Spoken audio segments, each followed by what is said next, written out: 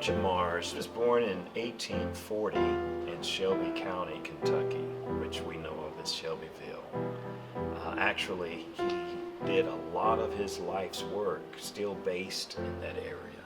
His mom was still owned by Mr. Jesse Robinson, and so they were part of the farm, what have you, there. And he was a very nice person to allow them to have some independence as long as they did what they needed to do in terms of work.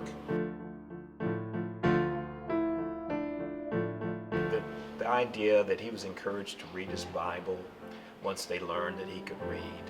He learned an older black gentleman had a school, and that school met after 10 p.m.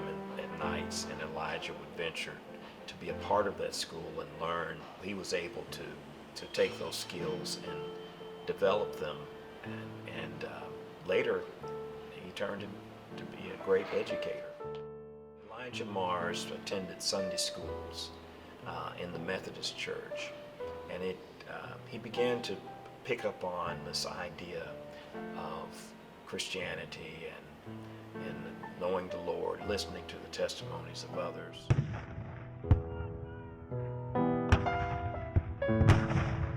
A friend pulled him to the side one day and told him about a relationship that he could have with Jesus.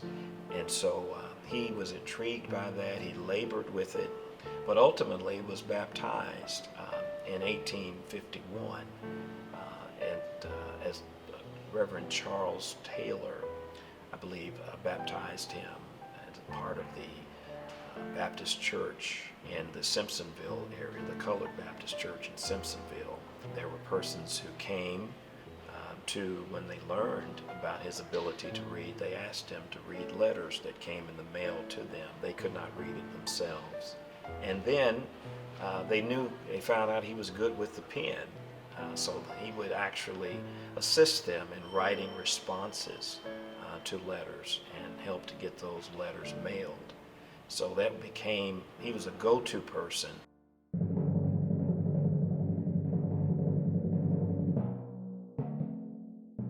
Elijah P. Mars traveled on foot. He led his troops, for the most part, on foot throughout Kentucky. There was an occasion where they would find a place to sleep.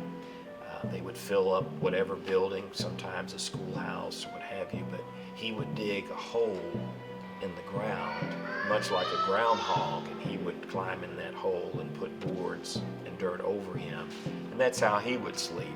He was a very unique, small-built man, very strong, feisty guy.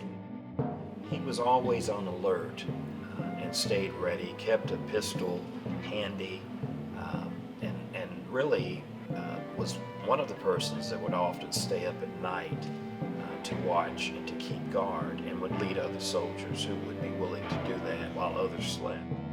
The Civil War ended, and things were moving forward. He was moved into teaching, but then the Ku Klux Klan was very active then, and they were moving about, terrorizing sectors of the communities. And so Elijah P. Mars established what was called loyal leagues.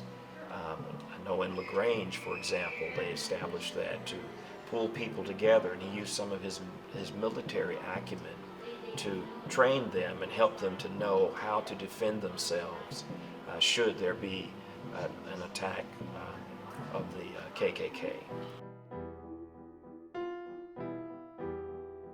He migrated to Newcastle and took up teaching there, and while there he moved his letter from the Colored Baptist Church in Simpsonville to the First Colored Baptist Church in Newcastle, and it was there that he taught and was active in the Sunday school. He prayed about it, he did his initial sermon, and that was in 1873, but he was ordained in 1875.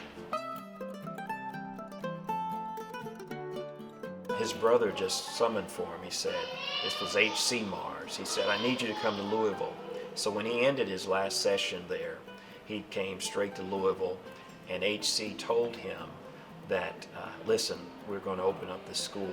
It was a great synergy that day, and Reverend Mars said, you know what, I think it would be better if Reverend Simmons would be the president of this college. And so they talked it over, and they basically handed it over to him. Reverend Mars was very hopeful that he would never be forgotten for that foundational year, and we have never forgotten him and all that he represents to the formation of our college. He also moved into the establishment of a church. And that church is very much in existence today, the Beargrass Baptist Church. In his preaching ministry, he also helped sometime before 1904 the establishment of what we know of as Pleasant View Baptist Church here in Louisville, which is still in existence today.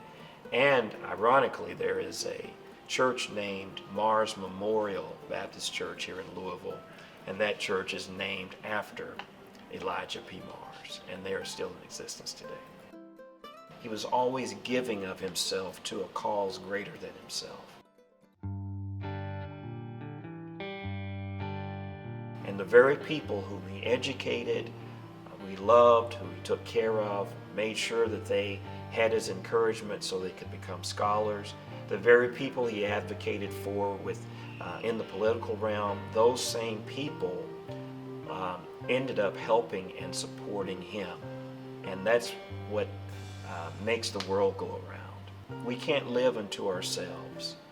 We have to always be a part of enhancing the lives of others, not being selfish, but being kind and contributing, not just being a consumer, but being a producer.